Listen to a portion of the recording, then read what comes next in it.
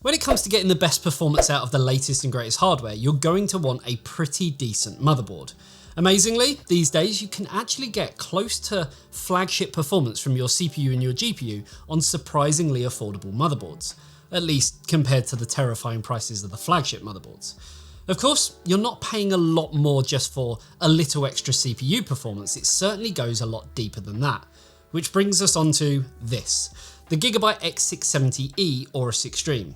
It's an absolute beast and features some of the most robust connectivity and build quality you'll ever find on the motherboard.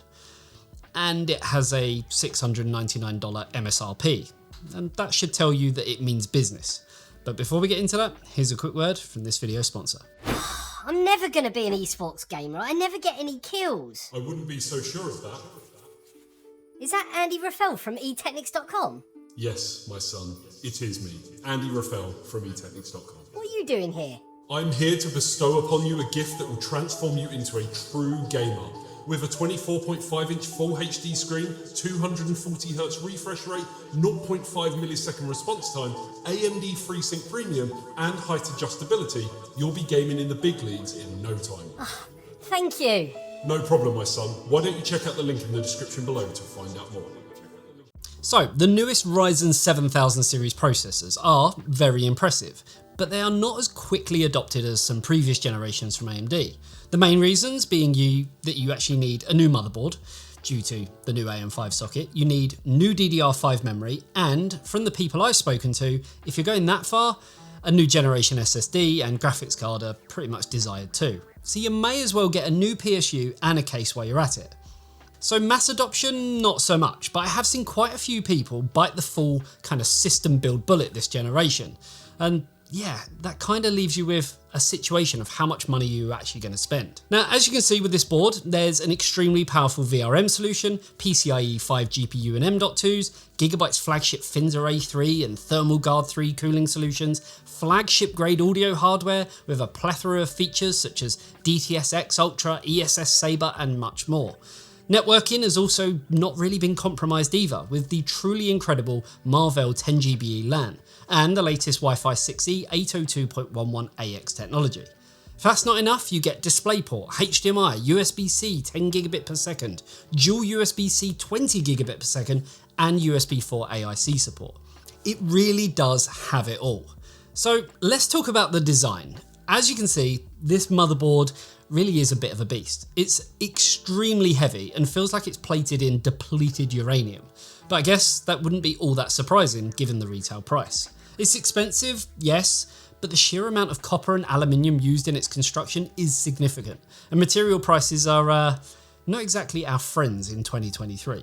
The VRMs have the Finza A3 with nano carbon coating heatsinks, which feature an 8mm mega heat pipe, which bridges them together, as well as 12 thermal pads and an aluminium I/O cover and even a nano carbon aluminium backplate. So it's not for the faint-hearted and probably means absolutely nothing to the general consumer. Now, around the rear, the backplate adds a lot of the weight, but ironically, it's needed to support all of the added weight on the other side. Basically, the heatsinks are bolted through the motherboard into the backplate, sandwiching the board and preventing strain on the PCB, while also adding further material to the board to help dissipate heat. So what I'm trying to say is it's a win-win really. There are 4 PCI Express 5.0 X4 M.2 slots with M.2 Thermal Guard 3 and 2 heatsinks, albeit you can barely tell what's what here as it's all just kind of fancy armour. Not that I'm complaining about that, as it does actually look a bit like a building out of Cyberpunk with all the graphics settings turned to max. The top PCIe slot is their SMD design PCIe 5.0 X16 with ultra durable armour, so those chunky RTX 4090s shouldn't prove much trouble for it. And there's a further PCIe 4.0 X4 slot and PCIe 3.0 X2 slot below that too, well clear of the top slot so it can accommodate a 5-slot graphics card without causing a hardware conflict. Now, taking off the rather significant amount of armour, there is actually a motherboard in here somewhere. There's a direct 18+2+2 digital VRM design, which features 105 amp smart power stages over an 8-layer 2x copper PCB. This combined with 2 solid 8+8 pin CPU power connectors, and you shouldn't have any trouble running flagship CPUs at their maximum 24/7. Connectivity is as robust as everything else too, with the latest 10GB LAN and Wi-Fi 6E, as well as a plethora of USB ports. There are also dual USB-C ports with 10G and 20G for extremely fast external storage, displays, and a whole lot more. There's also an abundance of RGB effects too, but that's pretty much expected these days anyway. So it all sounds pretty impressive, and it, well, should do considering its price point. But how does it perform? Well, motherboards themselves will never eke out mass amounts of extra performance. So when we test, we look more to see if the board performs in line with other boards featuring the same chipset, to make sure it's within a range of performance that we know to expect. To do this, we put the board onto our AM5 test bench consisting of an AMD Ryzen 7900X, along with 32GB of Corsair Dominator Platinum 5200MHz memory. To help alleviate any bottleneck, we also use a Seagate Firecuda 530 1TB drive, along with a Palette RTX 3080 GameRock OC graphics card. Our CPU is kept cool thanks to the NZXT Kraken Z73 RGB AIO, and everything is safely tucked inside the NZXT H7 Flow with all of the side panels installed to help simulate real-world usage, something that's of the utmost importance when looking at VRM temperatures. Everything is powered by the NZXT C1000 Gold power supply, and all tests are run on Windows 11 Pro 21H2. So let's jump into those glorious and somewhat pointless benchmarks.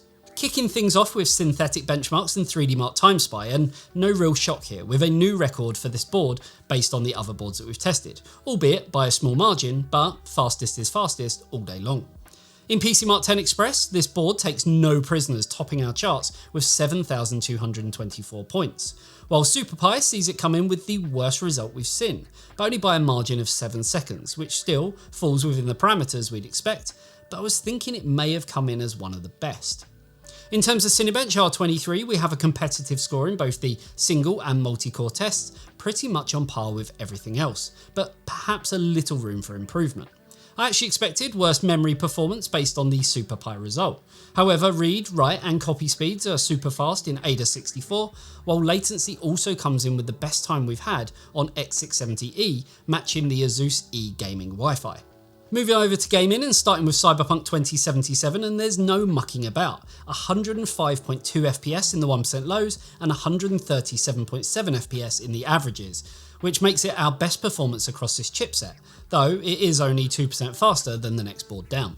Horizon Zero Dawn also sees the AORUS Extreme coming in on top again in both the averages and 1% lows, but again only by a small margin, but it's still nice to see it topping our chart.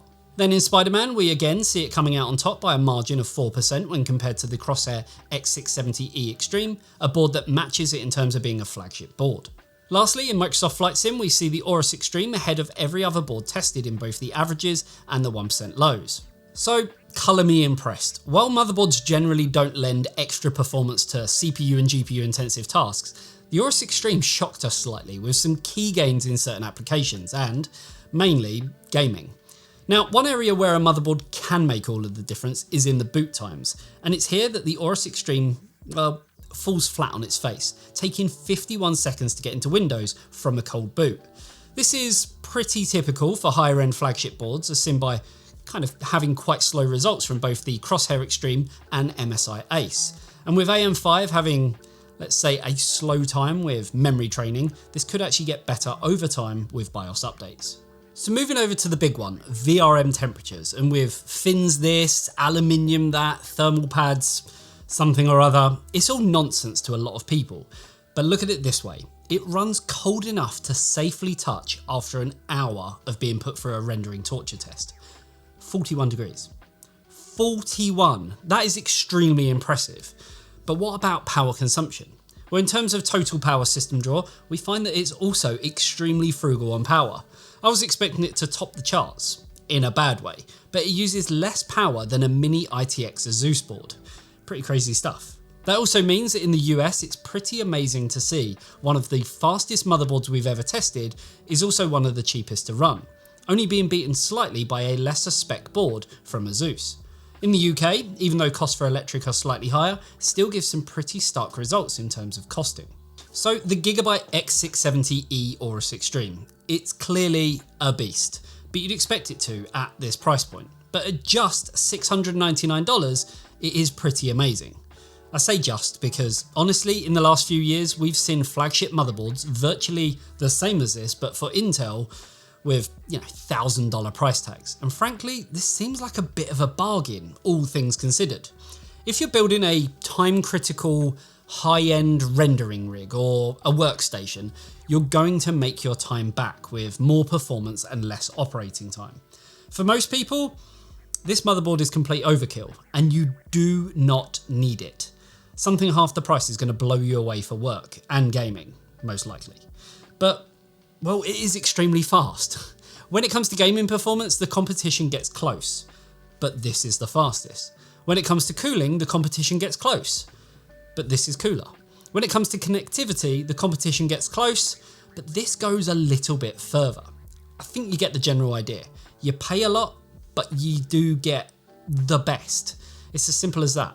If I was building a completely kind of balls to the wall extreme gaming PC with an AMD CPU, then yeah, absolutely, this is the motherboard to get. Even if in reality it's not really built to be a gaming motherboard. At least, I don't think it is. Gamers don't need or use 10 GB LAN or USB 4 and Type-C, and honestly, they are extremely expensive additions to this motherboard, and I fully suggest you do not buy this motherboard unless you have real world uses for them, as you could save yourself hundreds of dollars. However, if you do have, I don't know, fast RAID array DAS or NAS on your network and use external SSD drives for big file transfers, it's going to be very, very advantageous. Videographers, editors and developers will no doubt be the main target. The big VRMs are hardly getting taxed when it comes to gaming either, where a CPU may hit a boost clock here and there as the game needs it. But that's just, I don't know, I feel that is a walk in the park for this motherboard. It's built for heavy rendering and calculation tasks where the CPU is sitting at 100% all day long. If you're rendering 4K video or building a 3D scene, you don't want your CPU throttling, you don't want your VRMs getting hot, and you don't want your M.2 drive slowing down at all. The X670E AORUS XTREME will ensure all your hardware is working at its best for longer. It's really as simple as that. So the big question, and I think I've made it clear already, should you buy one? Probably not. It's complete overkill and expensive, but if you really need all of the features it offers and you plan to thrash your hardware relentlessly, then yeah, it's an investment you're unlikely to regret.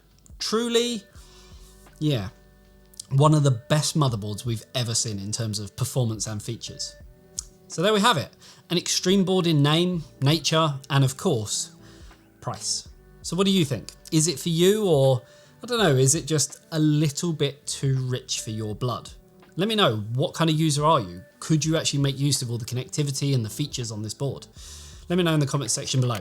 And that about wraps up this video. If you enjoyed it, then a like and a sub to the channel would be amazing. And if you love what we do, then you can always join the exclusive Patreon family, where you'll get access to exclusive behind the scenes content, testing data, bi-weekly game nights, and much, much more. The link for all that good stuff is down below. Thanks for tuning in. I'll see you in the next one. See you later, guys. Bye-bye.